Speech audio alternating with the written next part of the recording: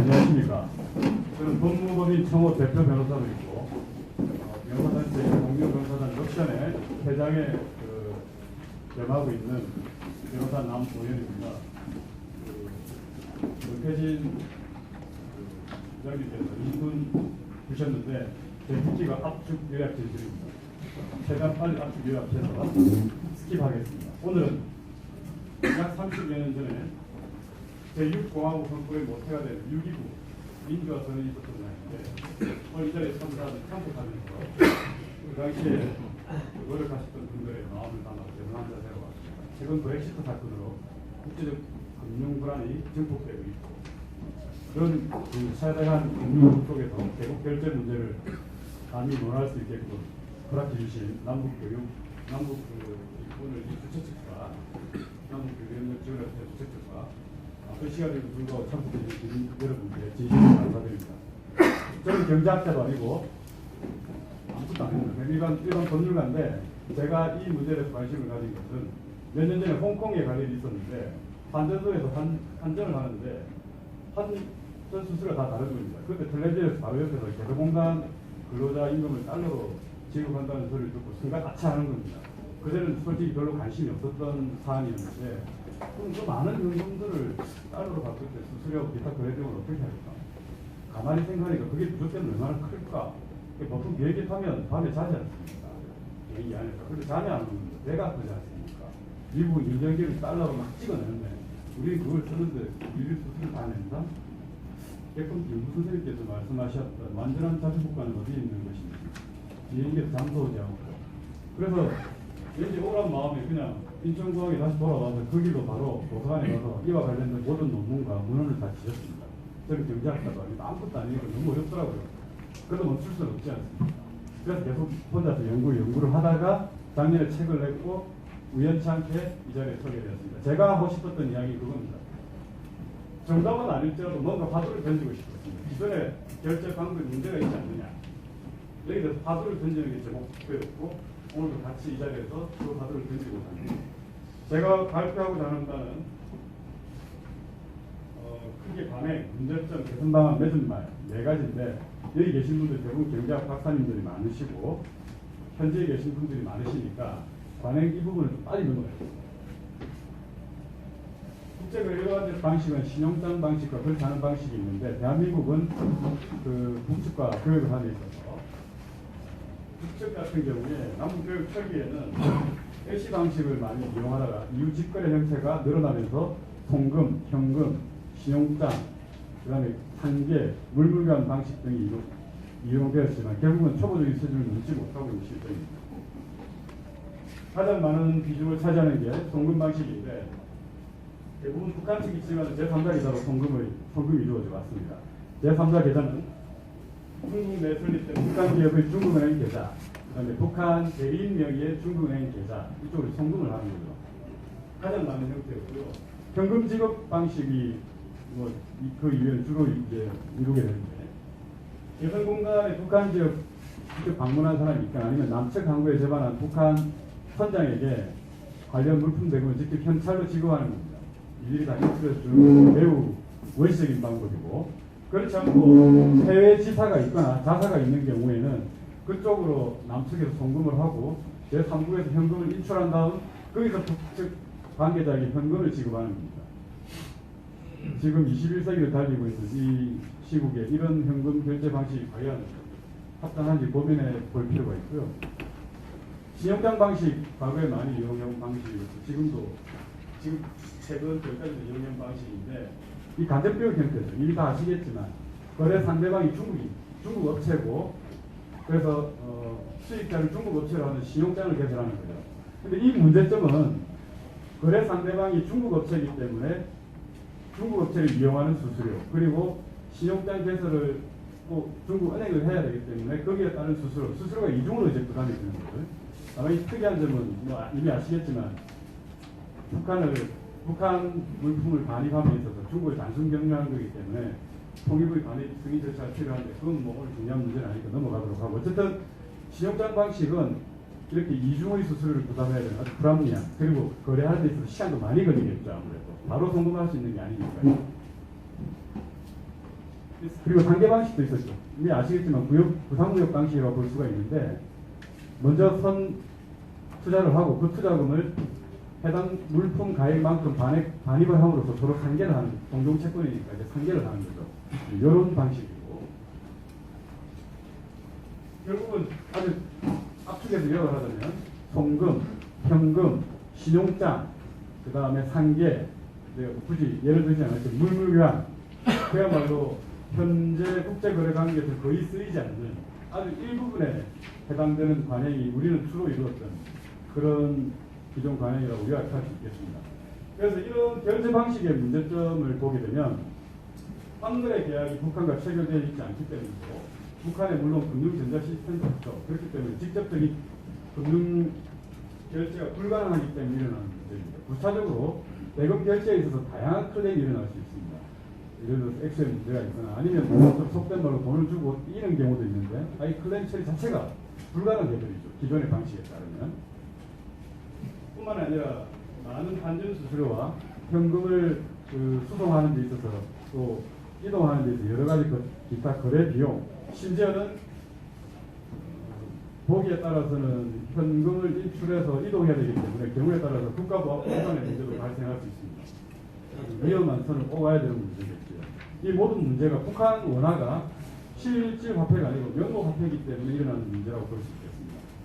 여기서 잠깐 환전 수수료와 기타 거래 비용을 짧게 본다면 2015년 남북 교역액이 27억 불이었고, 개성공단 지급 누적 현금이 2016년 개성공단 폐쇄 후에 언론 보도에 따르면 5억 6천만 불입니다. 그래서 1달러면 20원으로 환전 수수료를 또 추정을 해봤습니다. 개인적으로 112억 원입니다. 여기서 우리가 큰 것은 작게, 작은 것은 크게 봐야 한다는 지혜로 저 112억 원을 한번 들여다보겠습니다. 먼저 112억 원을 머릿속에 두고 북쪽 입장에서 한번 생각해봅니다. 북측 입장에서는 우리나라 경제의 40분의 1이니까 저 112억 원의 부가가치가 우리나라가 생각하는 부가가치가 좀 다릅니다. 그리고 또 바꿔보겠습니다. 남북 결합이 지금부터 더 활성화되면 제2, 제3, 제4의 개성공단이 만들어질 것입니다.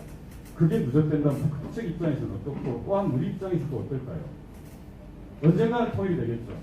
그때까지 제2, 제3, 제4의 제5, 제9의 개성공단이 만들어졌다고 가정을 하면 그때까지 누수되는 한반도 전체의 부가가치는 그 손해 액수는 과연 얼마가 될지.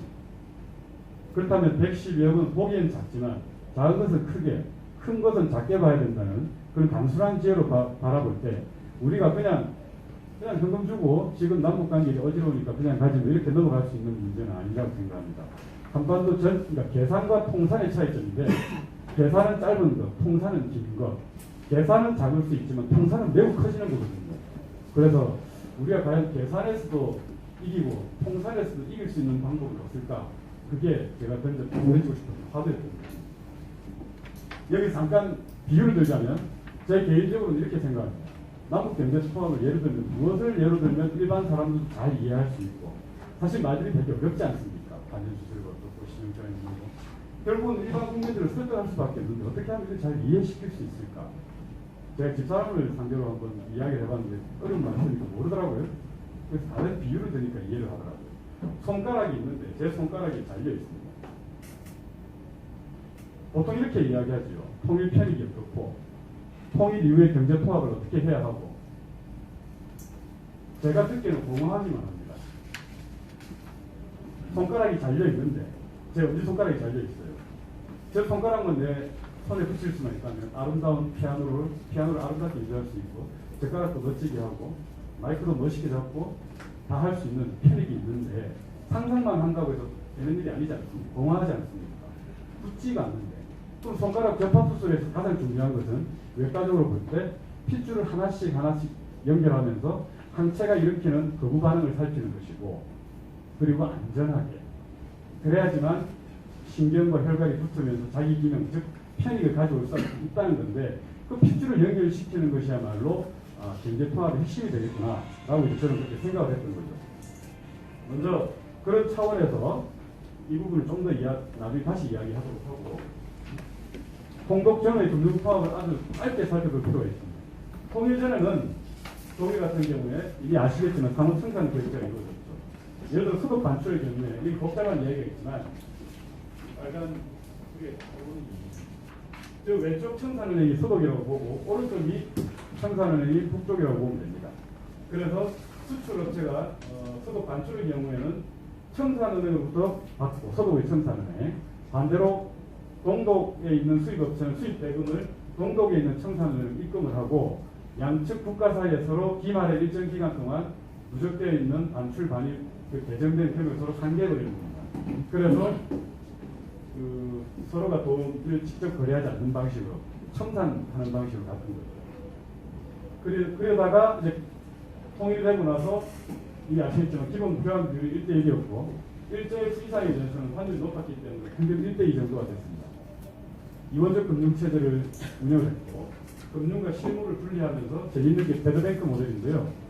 동독정부가 동독은행들의 신용을 국가가 보장하는 법제도였죠. 아무래도 동독 화폐가 가치가 없다 보니까 동독은행들의 신용이 문제되었고 그렇기 때문에 배드뱅크 모델이 나왔고 정부가 보장을 하다 보면 많은 손해가 발생할 수 있으니까 안전보장기금을 만들었습니다.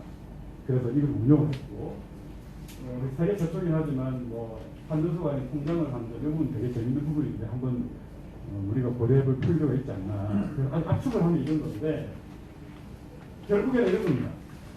주독일 대사관에서 발행한 2010년 2월 달에 발행하는데요. 독일 통일 세미나 그 책자에 보면 에드가 모스터 박사에서 말씀하신 내용에서 우리가 참고해야 될 부분이 있습니다. 에드가 모스터 박사는 이런 이야기를 했죠. 이분은 DKB 초대 회장이고 독일 금융통합이라는 태풍의 핵에서도 가장 중심에 선 사람입니다. 이분이 이야기하신 게 이거예요. 물론 많은 다른 분들이 또 여러 의견을 제시했지만 이분의 의견을 좀 보면 금융과 실무를 분리해버렸다. 그러면서 교환 비율을 1대1로 가져갔는데 과연 그것이 적정했느냐. 그 적정성을 찾기 위한 시간이 너무 부족했고 물론 현실적으로 동독은 그럴 수밖에 없었죠. 독일과 통일 과정에서 그럴 수밖에 없었는데 결국에는 소득의 돈으로 금융통합 문제를 덮어드렸다는 부정적 평가를 벗어날 수가 없다. 이 말은 다시 말해서 우리가 받아들일 때는 북한의 경제 수준을 측정해서 나중에 원화를 교환을 할 때 그 적정성을 찾기 위한 시간을 충분히 확보하지 않으면 결국은 독일처럼 돈으로 덮어버려야 된다는 문제가 발생한다는 겁니다. 그리고 두 번째로 아까 그 환전소가 아닌 통장을 사용한 환전이라는 부분 굳이 환전소를 둬가지고 많은 비용을 들이지 않았다는 거죠. 그리고 정부가 보장을 했다는 건데 이걸 아까 제가 말씀드렸던 손가락 접합 수술의 중요함 이런 겁니다. 제 손가락을 여기 붙이고 싶은데 한꺼번에 이걸 연결할 수는 없는 거죠. 왜냐하면 한꺼번에 연결했을 때 일어날 수 있는 그 반이 너무 커버리고 이걸 다시 다 빼야 되니까 너무 힘들다는 거죠. 만약 핏줄을 하나씩 연결할 때 적정한 비율을 찾고 그 적정한 비율에 따라 핏줄 하나를 연결해 본 다음에 나타나는 거부 반응을 살펴본 다음 하나씩 서서히 연결하고 그래서 일정 부분 시뮬레이션을 거친 다음 그게 맞다면 완벽하게 붙여야 되는 거예요. 그 시간을 독일은 갖지 못했다는 거죠.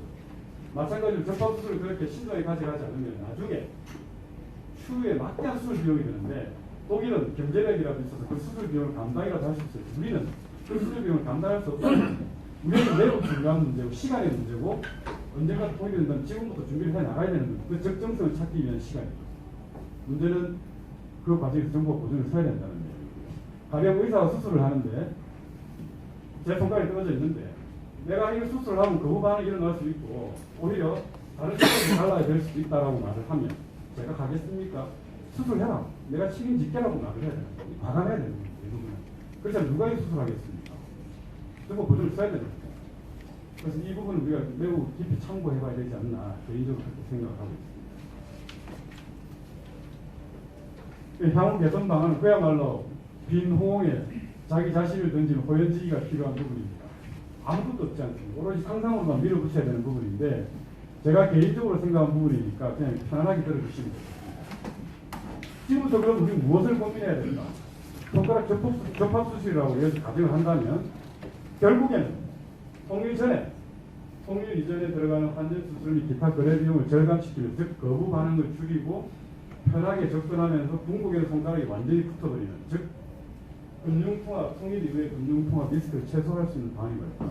가장 핵심은 그 적정성을 찾는 시간을 확보하는 것인데 그 시간 동안 우리가 해야 되는 것은 미래통일 한반도의 국부 유출을 사전에 방지할 수 있는 시스템을 지금부터 구축해야 한다. 그리고 그것을 시뮬레이션으로 돌릴 수 있어야 하고, 그래서 측정 북한의 경제 수준을 실제로 측정해서 적정성을 찾아내서 남북한 원화 그 교환 비율을 찾아내고 그 시스템에 돌아갈 수 있는 금융 전자 시스템을 사전에 하나씩 구축해 나간다. 이것이 지금 우리가 고민해야 될 부분이 아닌가라고 저는 생각을 했었습니다. 그래서 과연 이것을 어떻게 해결해 나갈까? 그 방법은 예전에도 한번 남북한이 시도한 적이 있지만 실패는 했지만 독일처럼 마찬가지로 남북한 화폐 교환을 위한 청산 결제 시스템을 한번 시도해 볼 필요가 있습니다. 그렇지 않으면 계속 지금처럼 현금 지급해가고 기존 관행대로 따라갈 수밖에 없습니다. 기술 하나만이라도 한번 연결을 해봐야 돼요. 단 하나만이라도. 그리고 금융 흐름은 크게 두 가지로 나누어지는데 소비와 투자로 나눌 수 있겠죠. 이 부분에 리스크를 줄여야 됩니다. 즉 거부 반응을 줄여야 됩니다. 정보가 보증돼야 된다는 그 이상 말할 필요가 없고, 문제는 그렇게 지금 가져갈 때 화폐 교환 비율을 과연 어떤 기준으로 선택할 것인가. 즉 첫 번째 핏줄을 연결할 때 어떤 비율로 제일 처음에 연결할 것인가. 요거 실패하면 나머지 다 실패할 거니까 가장 중요한 부분이 됐습니다. 이런 차원에서 한번 살펴볼 때 이건 제가 생각을 했는데 소독 같은 경우, 부동독 같은 경우에는 소독과 청산결제 시스템에서 자국 내에 청산은행이 있고 자국 내에서 청산은행이 우리 현금 결제하고 대금 결제하고 교환하고 다 해줬죠. 그래서 저는 가만히 생각을 해보니까 자국 내에 저런 청산은행이 있어서는 서로 남북한 신뢰가 없는 상태에서 답이 안 나오겠다는 생각이 들더라고요. 그래서 좀 반대로 생각을 해봤습니다. 밑에 북한이 있고 위에 남한이 있으면 라지 A가 수출입은행이면 우리의 청산은행은 반대로 북쪽에 설치하는 겁니다. 그리고 라지 B가 조선무역은행이면 반대로 청산 기능을 하는 그 은행을 스몰 B 남측에 설립하는 겁니다. 그래서 같이 통화관리국이라고 했는데 소독과 동독이 그 청산 결제 그 과정에서 이루어진 그 과정처럼 모두 화폐 교환하고 대금 결제 기능을 통화관리국은 다 하지만 청산 결제 기능도 하죠. 다만 독특한 점이 본국과의 금융거래는 완전히 단절시켜버리는 겁니다. 쉽게 말해서 예를 들면 볼모를 잡는 거죠. 나의 볼모는 너의 아들, 너의 볼모는 나의 아들. 그 팽팽한 경제와 균형 속에서 볼모가 자국의 도움 없이 오로지 청산 결제와 타국에서 타국의 통화를 감독함으로써 생존해야만 되는 그 독특한 구조를 한번 생각해 봤습니다. 이렇게 해가지고 은행의 상호 공유가 되고 통화 용선을 감독할 수 있다. 개인적으로 상상을 해본 거 이건 그냥 개인적인 상상입니다. 그래서 마지막에 하나씩 거래 분야를 넓혀가다가 나중에 상호 통합을 하게 된다면 그 통화관리국 스몰 A와 스몰 B만 서로 합쳐버리면 하나의 최고의 중앙은행이 만들어지면서 완성된 금융통합이 가능하지 않을까. 미리 시뮬레이션을 거쳤으니까요. 혼자 그냥 상상을 해본 거니까 여러분들 편안하게 생각하시면 됩니다. 나는 허점이 있겠죠. 소비 부분은 재밌는 게 저는 통일카드를 한번 생각해 봤습니다. 예를 들어서 개성공단에 북한식 백화점이나 면세점이 있다고 가정을 했을 때 제가 북한에 가면은 예전에는 현금 들고 가거나 뭐 이렇게 달러 가지고 아니면 다른 방식을 써야 되겠지만 통일카드는 이제 이런 겁니다. 남한에서 제가 옆에 있는 우리 은행에서 통일카드를 가져가는 겁니다. 가가지고 북한의 개성공단에 있는 면세점에서 그냥 끌고요. 물건을 가지고 오고 그러면은 그 물품 대금은 어떻게 결제가 되느냐. 이 청산 결제 시스템에 따라서 서로 자기들끼리 알아서 정리해버리는 겁니다. 굳이 환전하고 할 필요가 없는 겁니다. 통일카드 한 장만 들고 가면 되는 거죠. 재밌지 않습니까? 그리고 이름도 재밌잖아요. 통일카드. 왠지 통일이 되더라고. 통일카드는 카드 하나만 있으면 되는 거예요. 그래서 남북한 원화 교환을 하게 되면서 청산 결제를 하게 되면 남한 현금을 통일을 대비해서 은닉을 할 건데 그 화폐 은닉 가능성을 차단할 수 있죠. 통일 카드를 들고 우리는 카드만 들고 가면 되는 겁니다. 북한도 카드만 가지고 오면 되죠. 그래서 은행끼리 전부 다 청산 결제로 다 이루어져 버릴 거니까 화폐 은닉 가능성도 없고 환율 수수료도 없습니다. 그리고 투자 같은 경우에 여러 분야가 있겠지만 한 가지 예만 들면 기성부에 따른 청산 결제를 함으로써 돈 떼일 염려가 좀 줄어들 거고 물론 다른 투자 방식도 있기 때문에 그 부분 좀 더 연구해야 됩니다. 마지막으로 정부의 보증인데 제가 굉장히 중요하게 개인적으로 생각하는 부분입니다. 1차적으로 보험 처리는 되겠죠. 근데 2차적으로 발생하는 손해는 정부가 무조건 보증을 서야 되는데 문제는 그렇게 되면 세금이 좀 문제가 될 수가 있으니까 범위와 시간에 제한을 두는 기한으로 보존 방식을 가는 거죠. 예를 들어서 5년 이내의 통화에 한정되고 그리고 5년 이내의 통화에 한정되되 그 통화의 금액에 따라서 6개월 뒤, 1년 뒤 실제로 지급하는 시기만을 조금 늦출 뿐 모두가 보증을 해주는 겁니다.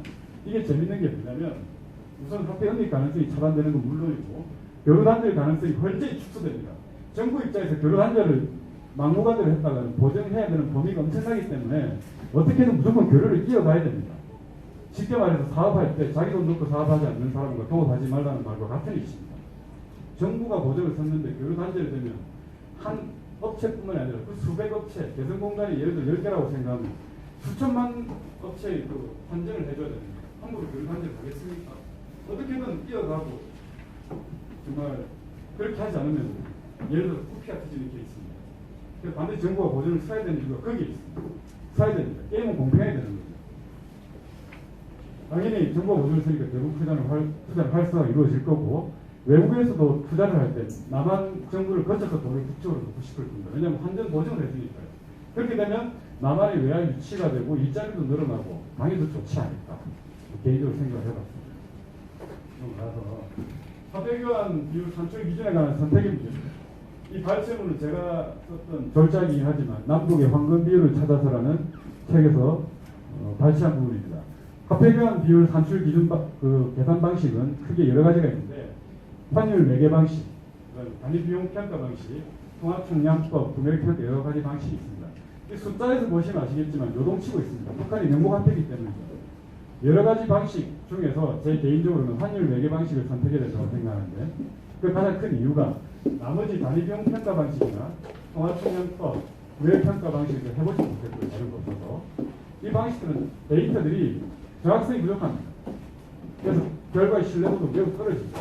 문제는 원화 교환을 하면서 생산 결제를 하자고 할 때 남북한 합의를 해야 되는데 이렇게 부족한 데이터로 합의를 하자고 하면 오히려 합의에 일부 영선도 넣지 못할 것입니다. 오히려 좀 러프하게 환율 매개 방식으로 가는데 이제 제가 재밌게 생각하는 부분입니다. 만약에 환율 매개 방식으로 간다. 그러면 달러화 환율을 매개 방식으로 매개 환율로 할까 위안화 환율을 매개 환율로 할까 고민을 해봐야 됩니다. 지금은 달러가 기축통화긴 하지요. 그래서 달러 환율을 기초로 가는 게 맞긴 합니다. 그런데 한번 생각해 볼게요. 최근 3년간 주요 상대국별 수출 비율을 보면 거대표지만 보면 중국이 미국이 2배고 미국, 일본, EU 합친 것과 거의 유사합니다. 엄청난 교육이 아니라고 볼 수 있겠죠. 중국 입장에서 보면 좀 자존심 상하겠지만 우리는 작은 하나의 위안화 시장이라고 봐야 되지 않을까요? 언젠가는 그들 입장에서 입장을 바꿔봅니다. 그리고 아시아 인프라 투자은행을 생각해 볼 수 있습니다. 아시겠지만 저기에 1,000억 달러의 돈이 묶여 있습니다. 이 말이 무슨 말이냐? 예를 들어서 부동산 개발을 하는데 우리 옆에 땅이 개발되면 우리 집값도 오르죠. 근데 옆에 땅을 개발할 돈이 없습니다. 그 돈을 남의 돈으로 가지고 오는 방법이죠. 그 1,000억 달러를 이야기하는 겁니다. 우리가 독일처럼 돈이 없지만 저 1,000억 달러를 마치 우리 돈처럼 쓸 수 있는 방법이죠. 북한을 개발시키는 겁니다. 우리가 북한에 투자할 수 있는 남한 기업의 돈은 한정이 있을 것입니다. 그 돈을 저기 있는 돈을 끌어오자는 겁니다. 그랬을 경우에 중국 같은 경우에 지금 지분 1이고 우리가 지분이 5이니까 중국을 통해서 북한과 긴밀히 협의하면서 북한을 서서히 자본주의화 시키는데 그 자금을 쓸 수 있지 않을까. 물론 최근 한겨레 신문 보도에 따르면 진리친 총재가 태원국이 아닌 북한에 투자할 수 없다고 했습니다. 그러나 없다는 것은 있는 것입니다. 작년 9월에는 긍정적으로 본다고 했거든요. 요즘 사드 문제로 머리가 아프니까 부정적인 의견을 취했을 뿐이지 오락오락 하는 사람은 설득의 대상일 뿐이지 불가능한 상대가 아닙니다. 우리가 설득을 해서 북한에 저 돈 집어넣자고 해야 되는 거죠. 좀 쉽게 갈 수 있습니다. 그 돈을 남한에 유치해서 정부가 완전 보장해서 북한에만 넣을 수만 있다면 좀 개발이 쉬워지겠죠. 향후 위안화가 기축통화될 가능성이 있습니다. 이 말은 무슨 말이냐? 우리가 손가락 접합 수술을 하는데 핏줄을 이어주는 것은 실 아닙니까? 그 실을 달러로만 쓸 것이냐? 아니죠. 수술하다 보면 실이 끊어질 수 있으니까 보조적으로 실 하나 정도는 놔두지 않죠. 그게 바로 위안화 환율을 매개로 하자. 요즘 같은 브렉시트 사건 터졌을 때 이미 아시겠지만 파운드가 넘치고 있지 않습니까? 우리가 하나로만 가져갔을 때 문제가 있다는 거죠. 그래서 결국은 기축통화의 달러와 환율을 매개로 하되 보조적으로서 만약에 북한이 원하기만 한다면 위안화 환율 혹은 대금 결제를 위안화로 해도 되지 않을까. 다만 미국, 중국 양측의 공식적인 승인을 받아야 되는 민감한 어떻게 보면 영림일 수도 있으니까요. 물론 그것 또한 설득의 문제입니다. 설득하면 되는 거죠. 할 수 있다고 저는 생각을 하고 있고요. 어쨌든 이 부분은 제가 그 이야기입니다. 마지막으로 제가 드리고 싶은 말씀이 빨리 끝내라고 해서 이것들 다 넘어갔는데 남북한 원화를 교환하는 문제죠. 비합리적인 것 안에 숨어있는 합리적인 것을 찾는 것은 수학적으로는 정리하기는 어렵지만 생존을 위한 철학이요. 이것이 바로 정치라고 생각합니다. 남북한 원화를 교환한다는 것은 비합리적인 것으로 보이지만 궁극에는 한반도 전체의 생존을 위한 정치적 선택이 되지 않을까. 우리가 그 선택을 만약에 해야 된다면 과감하게 도전하는 것도 역사적 의미가 있지 않을까 개인적으로 생각합니다. 짧은 시간 우리 훌륭한 분들 앞에서 제 의견을 이렇게 발표하게 된 것 다시 한번 영광스럽게 생각하고 이 자리에 참석해 주신 여러분 다시 한번 감사의 말씀드립니다. 예, 인사 마치겠습니다.